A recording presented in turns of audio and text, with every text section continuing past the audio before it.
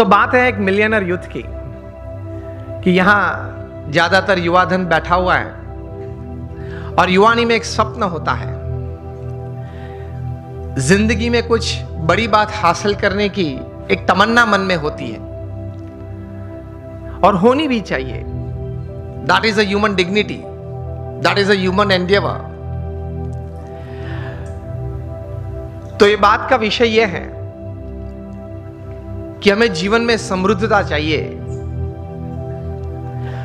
हर तरीके से जीवन में एक प्रगति चाहिए और सब प्रगति, when all progresses they come together they become success, सिद्धि भी चाहिए।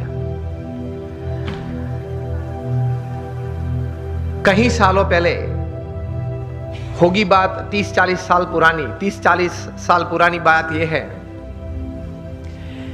कि थोड़े विचारक इकट्ठे हुए और उन्होंने कुछ ये सोचा, इतिहास के पन्ने देखते देखते कुछ बहुत सफल लोगों के जीवन चरित्र पढ़ते पढ़ते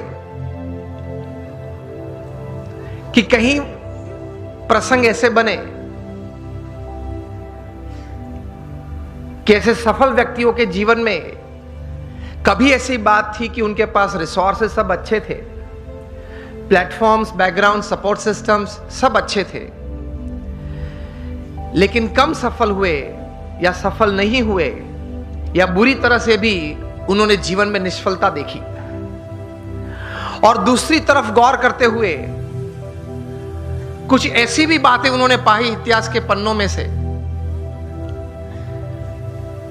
कि रिसोर्सेस कम थे, मतलब पढ़ाई भी थोड़ी कम थी, कुछ फैमिली सपोर्ट कम था, कुछ फाइनेंशियल बैकग्राउंड ठीक नहीं था,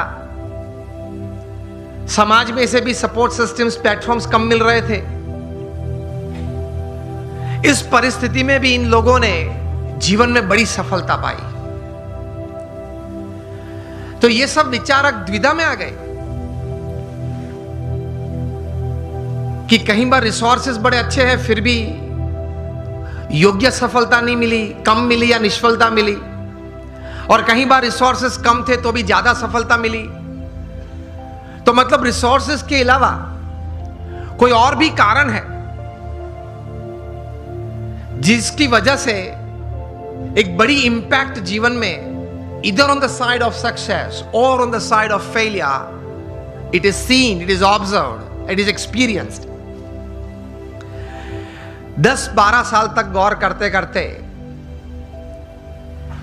ये सब विचारक पश्चिम की ये भूमि में एक निश्चित विचार पे आए कि whether you have lesser resources in life और more resources in life to attain all kinds of progress and thus success in life, उसकी गिनती थोड़ी कम है लेकिन उससे ज्यादा गिनती है आपके जीवन के विचार, आपके जीवन का अभिगम। आप कोई भी परिस्थिति में, कोई भी संजोग में, किसी भी व्यक्ति के साथ कोई कार्य करते करते, कोई संबंध रखते रखते किस प्रकार के विचार रखते हो, इन परिस्थितियों में किस प्रकार का अभिगम आप रखते हो, that counts more in your success than resources. ये एक बात तैर हुई, ये एक बहुत बड़ी बात तैर हुई मनुष्य जीवन के लिए कि आपके पास जो रिसोर्सेज है, धन है, वैभव है, सत्ता है, बैकग्राउंड है, प्लेटफॉर्म्स है, उससे भी ज्यादा कोई एक फैक्टर जो काम करता है आपके जीवन में बड़ी सफलता के लिए, तो वो है आपके विचार और आपके अभिगम। तो ये विचार करते करते एक बहुत बड़े विचारक, अमेरिका के बहुत बड़े thinker and management Guru Jeff Keller ने एक पुस्तक लिखा और इस पुस्तक में यही बात उन्होंने बड़े विश्वास से, पूरे संशोधन के साथ, बड़े अच्छे शब्दों में उन्होंने पेश की। और यह पुस्तक का शीर्षक उन्होंने लिखा, एटीट्यूड इज एवरीथिंग। मतलब जीवन में जो कुछ भी है वह आपके विचार और आपके अभिगम है। इस पुस्तक में जेफ केलर ने लिखा, I would suggest all of you to read this book and especially the youngsters who are into family businesses और they are professionals. Attitude is everything. जो कुछ भी है वो अभिगम है। इस पुस्तक में वे लिखते हैं कि success begins in the head, so think right. विचार आप सही प्रकार के करें। दूसरे विभाग में यह पुस्तक में ये लेखक लिखते हैं, your words decide your personality and character. आपके जो शब्द हैं, जो आप बोलते हैं, वो आपका चारित्र और आपका व्यक्तित्व दोनों का निर्माण करता है। So speak wise. तीसरे विभाग में ये, मतलब अंतिम विभाग में ये पुस्तक में जेफ केलर लिखते हैं कि your actions actually produce results, so act purposefully. आप हेतु सभर वर्तन रखें। So think right, speak well and you act with purpose. यह अभिगम है आपका। और इस पुस्तक के सेमिनार्स जेफ केलर ने कहीं किए। Top class executives, Fortune 500 executives को उन्होंने ट्रेनिंग भी दी। और इनको सुनने के बाद, यह पुस्तक पढ़ने के बाद, हर एक व्यक्ति को अंतर में एक प्रतीति आई कि जीवन में शायद हमें रिसोर्सेस कम या ज्यादा हो, लेकिन हमारे अगर विचार सही हैं, हमारे अभिगम अगर सही और ऊंचे हैं, तो उससे जीवन में सफलता प्राप्त हो सकती है। तो एक बहुत बड़ी दिशा इससे मिलती है। एक अच्छा निर्णय जीवन में ले सकते हैं, इस प्रकार की एक ताकत यह संशोधन में है। Again, attitude is everything in life. Whether the resources you have are less और मोर, it counts less.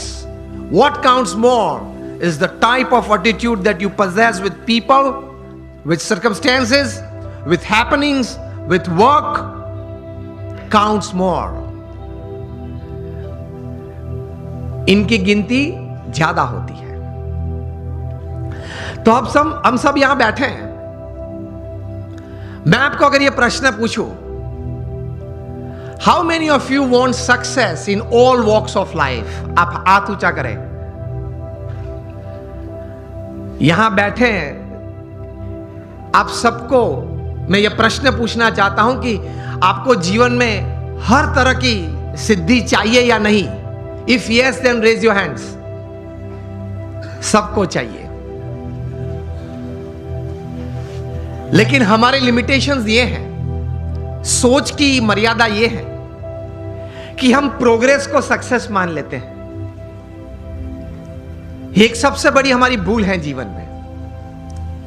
समझना कहीं प्रकार की प्रोग्रेस साथ में आती है तब सक्सेस बनती है।